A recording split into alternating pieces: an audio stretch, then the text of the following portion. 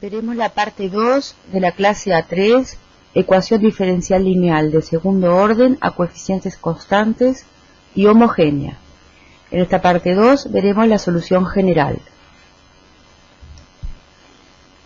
De la parte anterior de esta clase sabemos que la ecuación diferencial h tiene o puede tener o no tener soluciones exponenciales, en tres casos posibles, según sean las raíces reales de la ecuación característica. Cuando hay dos raíces reales diferentes, tenemos dos soluciones exponenciales linealmente independientes. Cuando hay una sola raíz real doble, hay una sola solución exponencial. Y cuando no hay raíz real, no hay solución exponencial. Las soluciones exponenciales son de la forma e a la lambda x, donde lambda es raíz de la ecuación característica. En el primer caso, por lo tanto, cuando existen dos raíces reales, lambda sub 1 distinta de lambda sub 2 de la ecuación característica, tenemos dos soluciones exponenciales, e a la lambda sub 1x y e a la lambda sub 2x. Son linealmente independientes. ¿Cómo se verifica que son linealmente independientes? Bueno, se toma una combinación lineal de ellas que debería dar 0 y hay que tratar de determinar que los coeficientes de esa combinación lineal es 0, son ceros. En esa combinación lineal le damos a x el valor 0 y tenemos una cierta ecuación que liga los coeficientes de la combinación lineal. Después, en esa combinación lineal dependiente de x, consideramos su derivada y le damos después el valor x igual a 0. Tenemos otra condición más que deben verificar los coeficientes. De esas dos condiciones que obtuvimos para los coeficientes, deducimos que los coeficientes tienen que ser ambos ceros cuando los exponentes lambda 1 y lambda 2 son distintos. Por lo tanto, la única combinación lineal de las dos funciones e a la lambda 1x y a la lambda 2x que da 0 es la combinación lineal que tiene coeficientes iguales a 0. Y por lo tanto, esas dos funciones son linealmente independientes. Por lo visto en el teorema de la parte anterior de esta clase, la solución general de h, de la ecuación lineal homogénea de segundo orden, cuando tenemos dos soluciones linealmente independientes, como en este caso, está generada por esas dos soluciones, porque esas dos soluciones linealmente independientes forman base del espacio vectorial de todas las soluciones. Por lo tanto, la solución particular de h es y de x igual a c sub 1 por e a la lambda sub 1x más c sub 2 por e a la lambda sub 2x, siendo c sub 1 y c sub 2 constantes reales que pueden elegirse arbitrariamente. Tenemos así la solución general en el primer caso, cuando hay dos raíces reales, lambda 1 y lambda 2 distintas de la ecuación característica, S. Ahora veremos el segundo caso, cuando existe una única raíz real de la ecuación característica, que por lo tanto es doble, es una raíz doble, que llamamos lambda sub 1. Por lo visto en las soluciones exponenciales existe una solución exponencial e a la lambda sub 1x de la ecuación diferencial homogénea h. Afirmamos que al multiplicar e a la lambda sub 1x por x, esa otra función, x por e a la lambda sub 1x, también es solución de h, en este caso cuando la raíz real lambda sub 1 es doble. Esta afirmación la probaremos, es una afirmación asterisco que la probaremos al final en este mismo pizarrón. Una vez probada la afirmación asterisco, tendríamos dos soluciones, e a la lambda sub 1x y x por e a la lambda sub 1x, que son linealmente independientes. Hay que verificar que son linealmente independientes con el mismo procedimiento descrito verbalmente en el caso anterior.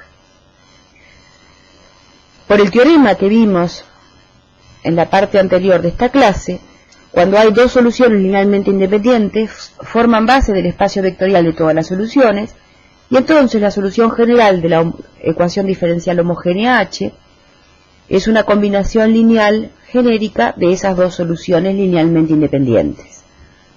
Queda entonces la solución general con la expresión y de x igual a c sub 1 por e a la lambda sub 1x más c sub 2 por x e a la lambda sub 1x, donde C sub 1 y C sub 2 son constantes reales que se pueden elegir arbitrariamente.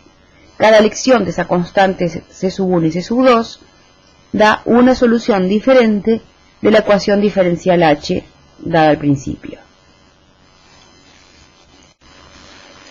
Resta por probar la afirmación asterisco. Bueno, vamos a probarla ahora. Sabemos que existe una raíz real doble de la ecuación característica. La ecuación característica es una ecuación algebraica de segundo grado con incógnita lambda. Si tiene una única raíz real doble es porque su discriminante es igual a 0. Su discriminante es a cuadrado menos 4b, que tiene que ser igual a 0.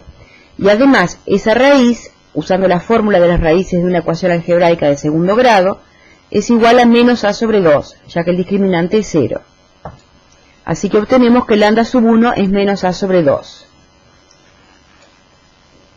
Tenemos que verificar que la función y sub 2 de x igual a x e a la lambda sub 1x es solución de la ecuación homogénea. Escribo esto, que es la tesis, entre signos de interrogación, porque no tengo todavía la respuesta. Cuando tenga la respuesta afirmativa a esa pregunta, es porque habré demostrado lo que queremos, la afirmación asterisco.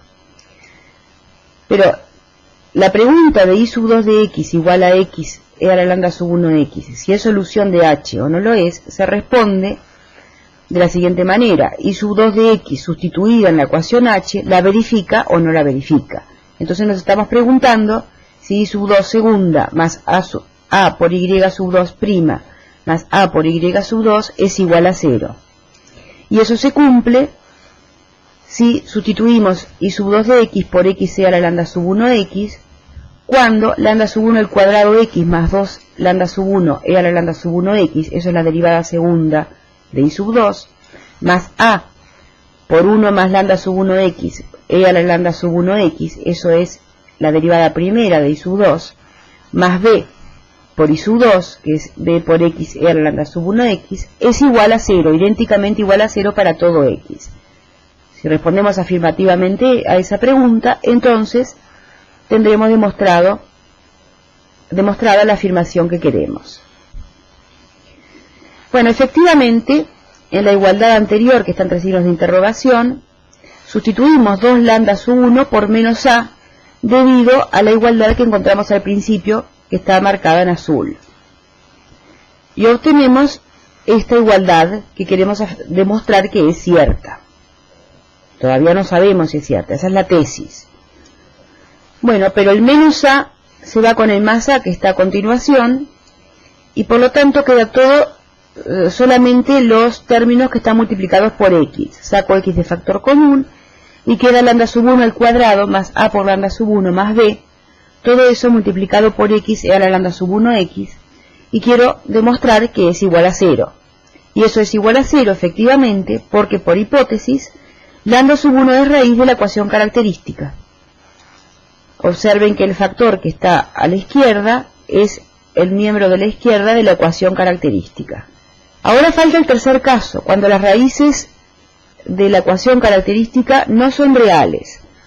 Hay entonces dos raíces complejas no reales conjugadas, alfa más i beta y alfa menos i beta, que las puedo conocer resolviendo la ecuación característica. Afirmamos que las funciones e a la alfa x por coseno de beta x y e a la alfa x por seno de beta x son soluciones de la ecuación diferencial homogénea dada. Esta afirmación, que la llamamos asterisco, la vamos a probar al final de este pizarrón. Por lo tanto, una vez probada esa afirmación, tendríamos que existen dos soluciones, esas dos mencionadas, e a la alfa x coseno de beta x y e a la alfa x seno de beta x, que son linealmente independientes. Para verificar que son linealmente independientes, usamos el mismo procedimiento visto en el caso 1 para las funciones exponenciales.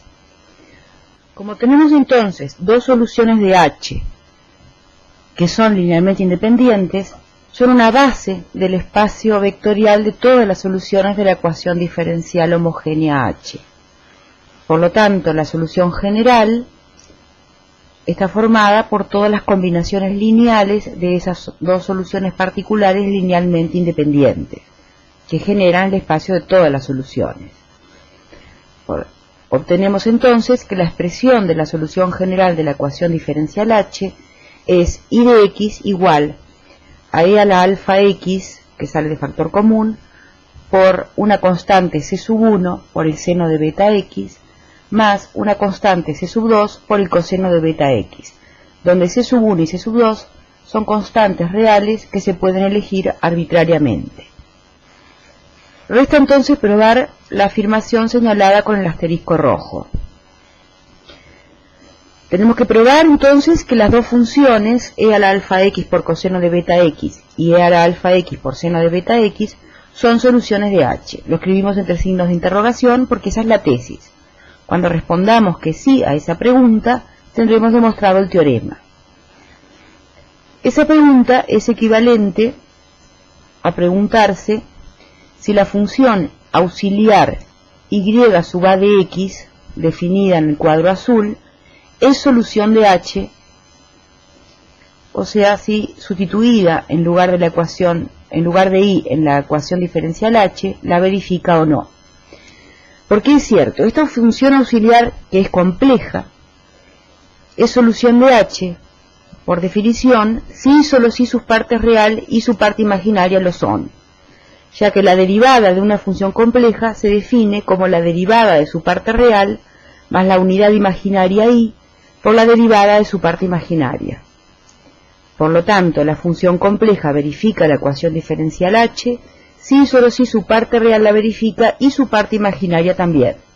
Como su parte real y su parte imaginaria son las dos funciones que teníamos al principio, e a la alfa coseno de beta x y a la alfa de seno de beta x, lo que tenemos que probar es que la función auxiliar compleja y sub a de x verifica como función compleja la ecuación diferencial homogénea h.